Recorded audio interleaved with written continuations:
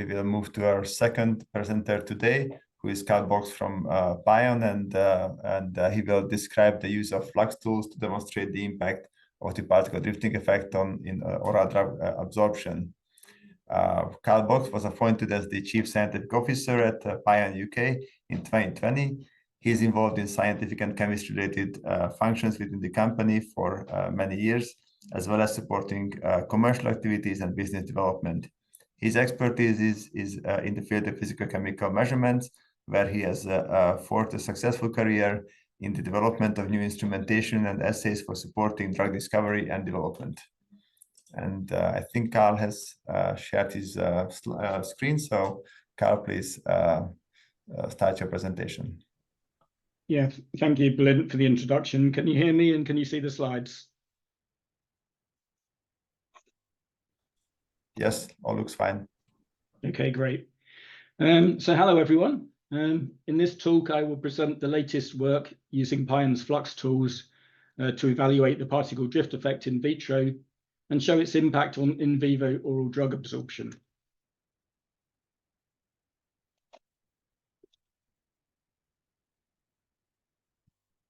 So Pion's flagship product is the Rainbow Dynamic Dissolution Monitor. It's a dedicated fiber optic UV spectrometer, and it can be integrated into a range of Pion and other manufacturers' products, some of which I will show you on the next slide. It consists of up to 8 fiber optic probes that can be inserted into measurement vessels and that allow us to make measurements on dissolution, solubilization, and permeation of drugs directly in the vessels without any need for removing samples for offline analysis. Data is usually captured every 30 seconds, allowing us to obtain detailed information about a sample's behavior. So in this slide, we see how the Rainbow fiber optic UV probes can be integrated into all of the dissolution absorption or dissolution permeation tools that Pion offers. We refer to combined dissolution absorption as flux across a membrane. In preclinical or early development, the volumes are low and the drug is introduced to a donor compartment, which is separated from an acceptor compartment by a membrane. This apparatus is the microflux. The Rainbow fiber optic probes measure concentration on both sides and assess the dissolution absorption performance. The other tools, the miniflux, bioflux, and macroflux, use an absorption chamber with a membrane at the bottom that is introduced into the top of a donor dissolution vessel. These are used to assess flux performance when scaling up from preclinical to clinical development and for looking at different dosage forms.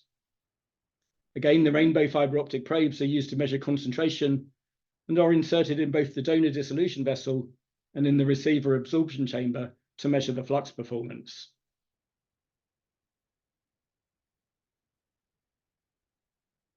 So the particle drift concept has been adequately described by the other speakers in this webinar series. Suffice it to say, undissolved nanoparticles can diffuse into the unstirred water layer and dissolve there directly. And this can manifest itself as increased permeability. As Professor Sagano mentioned yesterday, there are many examples in the literature that show that when API doses are increased beyond intestinal solubility limitations, there is still a higher than expected increase in vivo oral fraction absorbed.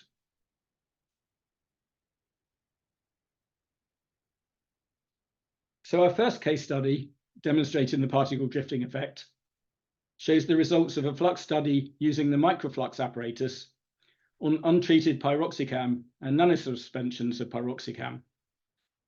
This was a collaboration with Nanoform in Finland, and the work was first presented at the Controlled Release Society annual meeting in 2023. Experiments were conducted at various drug loadings in pH 5 acetate buffer on the donor side, and flux was measured across Pion's gastrointestinal tract membrane into acceptor sink buffer on the receiver side. All the tested donor vessel loadings were in excess of the pyroxicam solubility of approximately 40 micrograms per milliliter in pH 5 acetate buffer. The flux results of the bulk untreated suspension are shown in the left-hand graph, which shows the concentrations versus time appearing in the receiver compartments of the microflux vessels. there is increased flux at the higher dose levels, even though the suspension has exceeded the solubility of piroxicam in the donor acetate buffer at all levels. Hence, there is a contribution to flux that is not just dependent upon solubility alone. The graph on the right shows the flux results of the nanoform suspension. Again, there is an increased flux at the higher dose levels, and the results for the nanosuspension are significantly greater than for the untreated bulk suspension.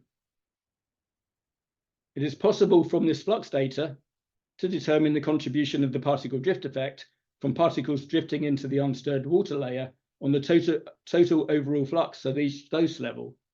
And we will see these results on the next slide.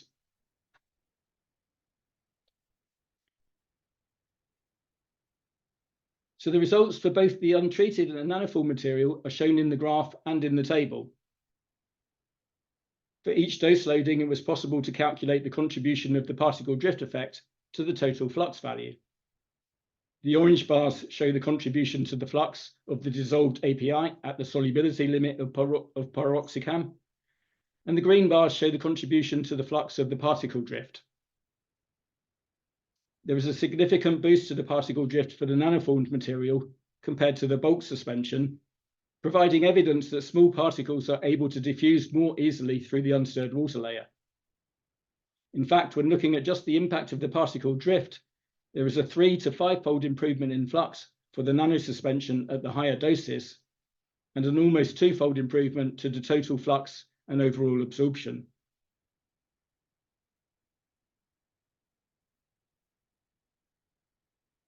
By plotting the additive flux arising from particle drift against the undissolved API concentration, we obtain the following graph. This also reveals an interesting effect. Particles of piroxicam drift into the unstirred water layer over the membrane, dissolve in the unstirred water layer, and the apparent unstirred water layer permeability and the flux increase. However, in the case of the nanoparticles, as the unstirred water layer becomes saturated with particles, the piroxicam approaches its equilibrium solubility in the unstirred water layer, and the flux improvement becomes non-linear. This does not happen for the bulk suspension, as it does not reach anywhere near the level of the equilibrium solubility in the unstirred water layer. Therefore, the behavior of this plot will alter depending on the unstirred water layer thickness experienced by the API and the particle size. Reducing the unstirred water layer thickness of the apparatus or reducing the particle size will increase the rate at which the maximum possible flux is reached.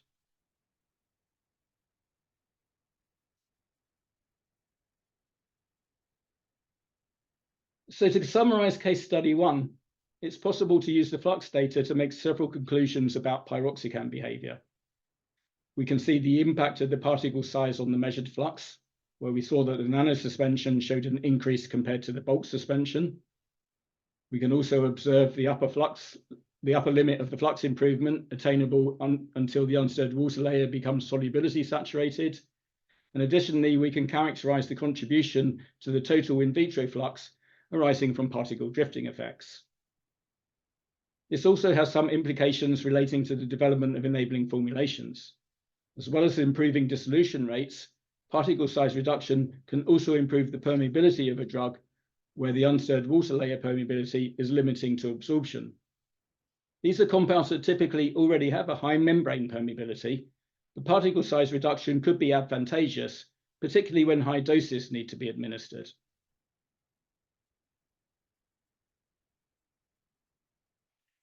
And there are additional implications for biopharmaceutical modeling. In vivo absorption is dominated by the large surface area of the human intestine available for drug absorption to occur. This large surface area mainly arises due to the circular folds or plicate structures and protruding villi structures of the intestinal wall. The permeability properties of the API then have a significant influence on the intestinal surface area that an API can reach by determining how fully an API will diffuse through these structures. Compounds that are unstirred water layer permeability limited do not permeate deep into the villi structures. They will be absorbed from the plicate structure or circular folds. As a consequence, in vitro flux results would need to be scaled from the in vitro membrane size to the cylindrical intestinal wall surface area and further multiplied threefold to provide in vivo relevant absorption. In the case of nanoparticles, the particle drift into the unstirred water layer may allow diffusion deep into the protruding villi structures of the intestinal wall, and this would further enhance the surface area available for API absorption in vivo.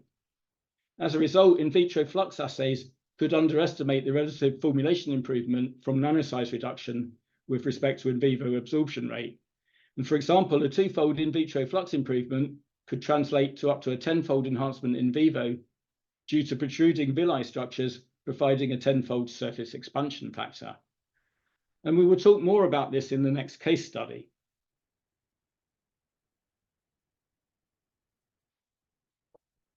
So the second case study was performed in collaboration with Shiori Yoshida and Kiyo Sugano at Ritsumeikan University in Japan. We studied the impact of particle drift on the in vitro flux of celecoxib formulations and used it to predict the outcome on in vivo human oral absorption. Celecoxib is a poorly soluble lipophilic small molecule drug that is neutral across the physiological pH range, and its in vivo absorption is known to be both solubility and unstirred water layer limited. The marketed formulation called Celecox is known to contain a large percentage of nano-sized particles. And this work was originally presented at the AAPS annual meeting in 2023.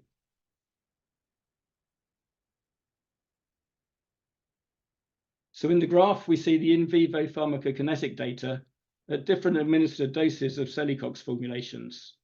The tabulated results show the Tmax, Cmax, and area under the plasma concentration versus time curves. The column on the far right displays the human oral fraction absorbed. Despite limitations imposed by the solubility in intestinal fluid, where the dose number is 9 at the lowest dose and much higher for higher doses, meaning that at least 9 intestinal fluid volumes would be required to solubilize the lowest dose, the celecoxib PK data shows an increasing AUC with increasing dose. Hence, similarly with case study 1, there must be another effect separate to the solubility limitations that influences and allows an improvement in the AUC with increased dose.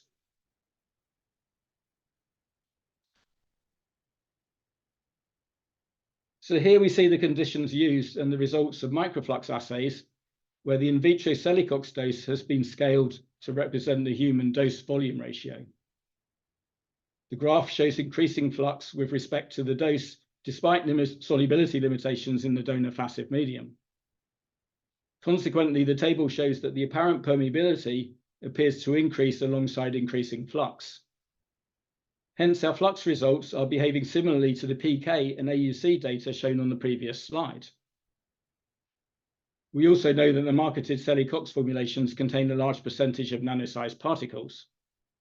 Therefore, as with the previous example of pyroxigam, it is again possible to calculate the contribution of the particle drift effect to the total flux value of celecoxib for each dose level.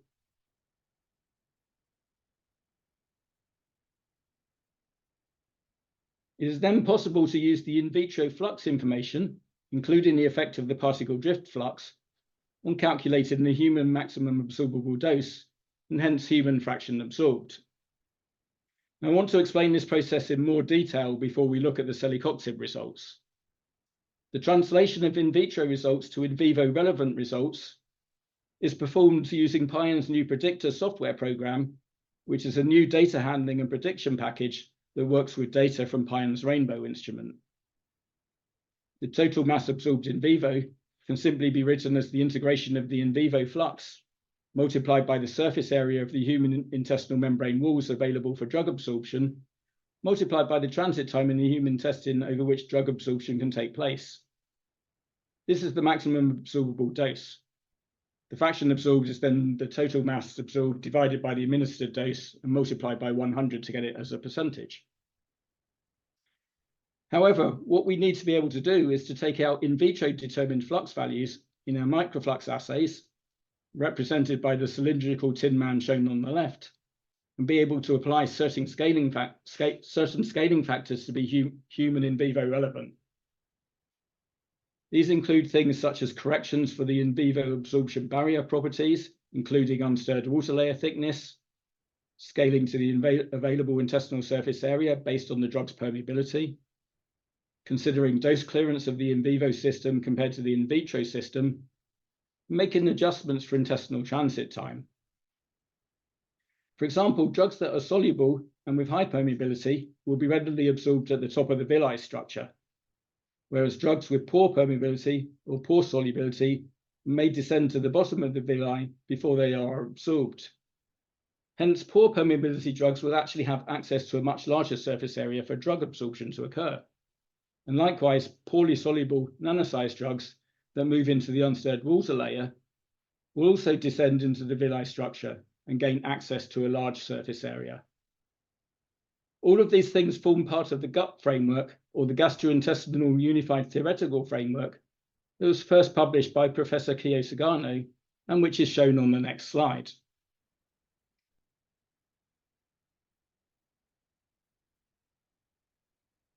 So the gut framework is recreated here from Kiyo's book, Biopharmaceutical Modeling and Simulations, Theory, Practice, Method and Applications, published by Wiley in 2012.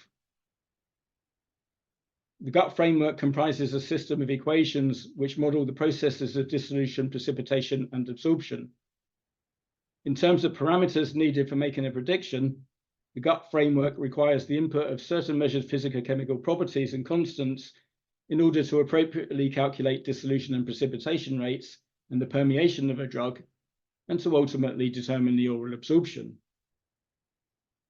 I don't intend to go through all the equations, and it looks complicated, but interestingly, in vitro flux can be used as a surrogate for many of the dissolution permeation processes shown here.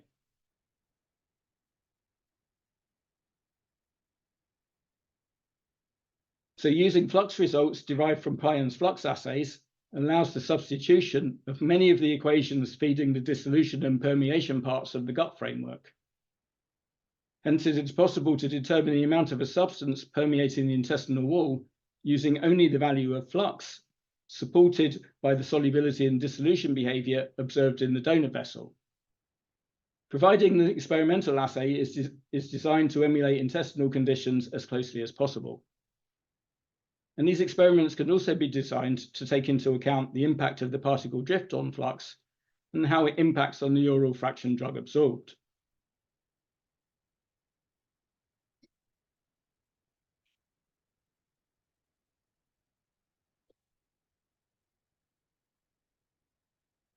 And so this brings us back to the results of the Selikox flux assays. We see here the transformation of in vitro flux into the prediction of oral fraction absorbed versus time for the Selikox formulations using the predictor software, with and without taking into account the particle drifting effect in the model. The graph on the left shows the predicted human fraction absorbed without taking any particle drift into account.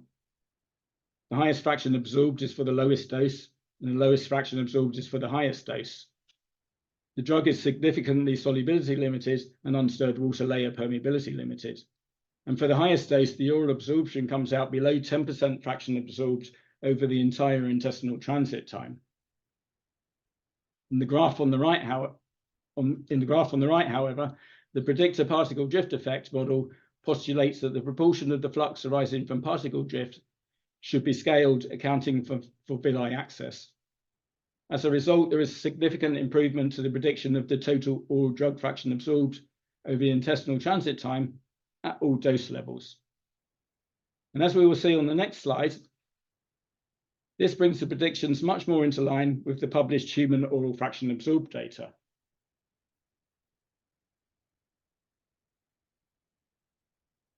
So we see that accounting for villi surface access due to the particle drift effect brings the in vitro fraction absorbed predictions in line with the expected in vivo fraction absorbed, shown in the graph by the pink bars versus the light green bars. Not accounting for particle drift results in an increasingly erroneous prediction as the dose level increases, shown by the dark green bars versus the light green bars.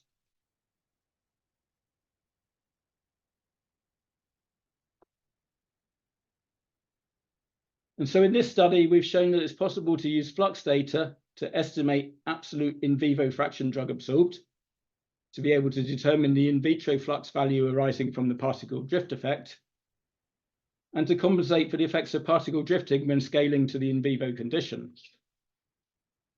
As a result, Pi flux assays can support the development of enabling formulations by identifying particle drifting during in vitro flux assays performed at appropriate dose-volume ratios, and assessing flux results for the possibility of bioavailability improvement due to particle drifting from potential surface access improvement due to unstirred water layer penetration.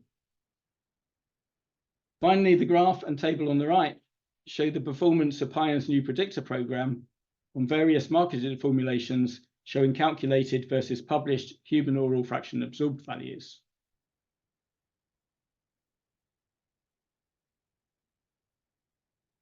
And so finally, I'd like to thank our collaborators, Dr. Tatiana Danilova and Shudadana at Nanoform Finland, and Shiori Ishida and Kiyohaku Sagano of Ritsumeikan University, Japan. I would also like to acknowledge the science and software team at Pion who have worked diligently on the predictor project, and Sam Lee in particular, who has contributed significantly to the particle drift modeling. So thank you for listening, and I will now hand back to the moderator for any questions.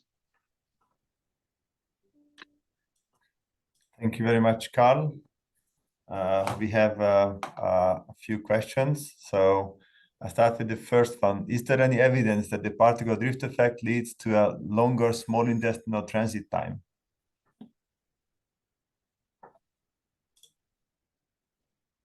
I'm not sure if I fully understand the question. So what I think it's alluding to is, will the particles,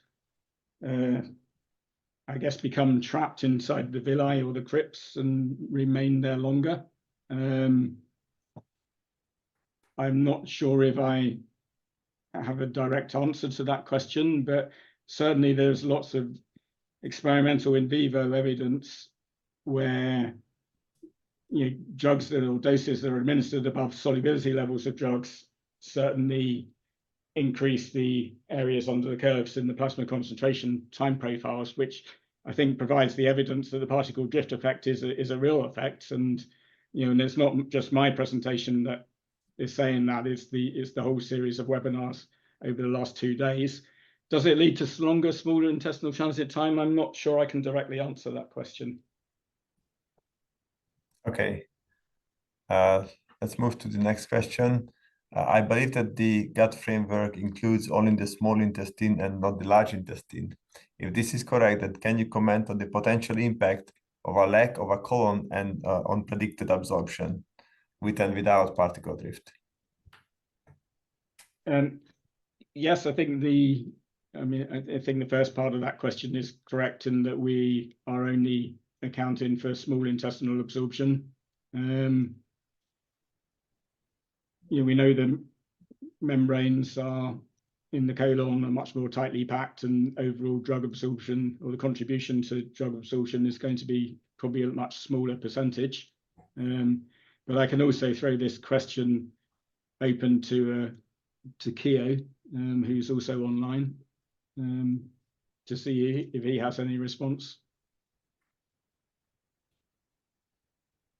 Yes, Carl, thank you very much. So basically, when the the intestinal transit time is increased, that may also increase the AUC. But when we are increasing the dose strength, we usually observe the increase of Cmax, not just AUC. So which means that not just only the intestinal transit time, but also that actually increase the flux value to lead to an increase in the Cmax. Did I answer your question? Thank you. Okay, let's move on to the next question. B3, when should one select a macroflux over a bioflux over a microflux, I guess? Does one of them have more human relevance than the other? Yeah, okay, thank you for the questions. So I think it depends on what stage of the development process that you're at. So So I think the mini, for example, the mini flux and the bioflux tools, we tend to suggest these are kind of more biorelevant volumes for the gastrointestinal tract, where volumes are often assumed to be probably between 40 to 250 milliliter volumes within the gastrointestinal tract. And so the volumes of the mini flux and the bioflux would work at those biorelevant volumes. But I think when you get to complete and whole dosage forms, more towards what's going to be launched to market, then I think the macroflux can come into play here. We've shown, for example, working with the Chinese FDA, that we've been able to demonstrate using macroflux bioequivalence between different formulations of generic products compared to innovator products. And so I think the macroflux has some uses in for those aspects. Yes, thank you. I can see a comment on the transit time. Transit times are very variable, and sick patients have even more variability. Excipients also affect transit time. So that was just an addition to a previous question. Maybe one last question on the biorelevant conditions. So the volume has been mentioned in terms of the media composition or biomicelles. When you mentioned that the flux assay should be run in a biorelevant condition, then what does that mean from a media composition perspective? So we tend to be using the fastest state simulated intestinal fluid as our donor compartment, and also quite often we may be running also two-stage dissolution testing in the donor compartment, where we start in a gastric environment and then we switch to an intestinal passive conditions. Okay, thank you very much. So I think with that, I will just close the session, because that's pretty much all the time we had. So thank you again to all the speakers for the contributions and the time that made this interactive webcast possible. And thank you all the participants for joining us today. And we hope to see you again at our next event. Thank you very much, and have a good rest of your day.